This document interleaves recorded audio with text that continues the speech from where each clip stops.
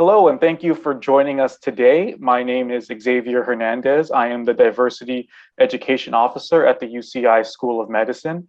And today I am joined by my esteemed colleague, Dr. Leslie Thompson, who is a Donald Bren and Chancellor's professor in the departments of Psychiatry and Human Behavior and Neurobiology and Behavior here at UCI.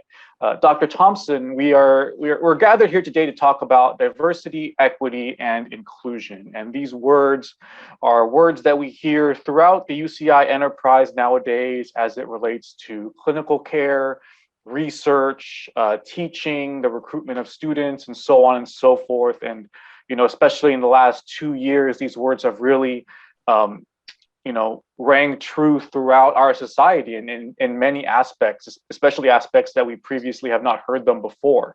So with that said, please tell our audience today, what does diversity, equity, and inclusion mean to you?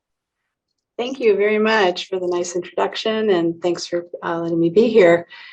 For me, diversity, inclusion, equity all relate to sort of the interrelatedness among people, among students, among society, at UCI, everywhere, where you strive to communicate, to understand different perspectives, to incorporate the wonderful aspects of diversity that contribute to our society, contribute to how we learn, how we think.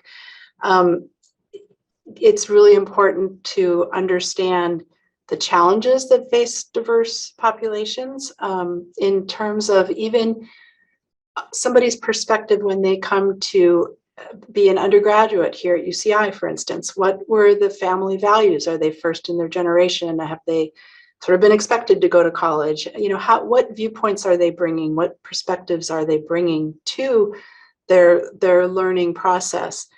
UCI has done a really good job, in my view, of promoting diversity. It's a Hispanic serving institution. It values the surrounding population in our community. There's more and more diversity at every level, from students on up to faculty and beyond. Even within our labs, I think, for me, I very much value the diversity that different individuals and cultural backgrounds and bring to the lab, even to our experiments, that their backgrounds can bring to how they view research.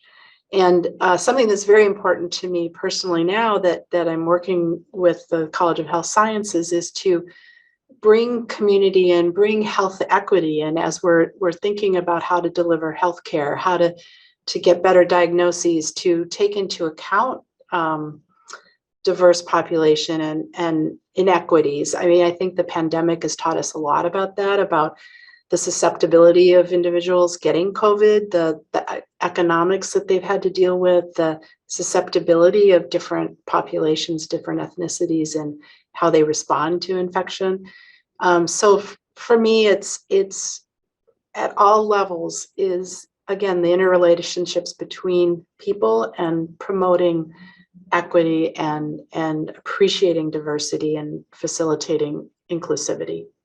Thank you.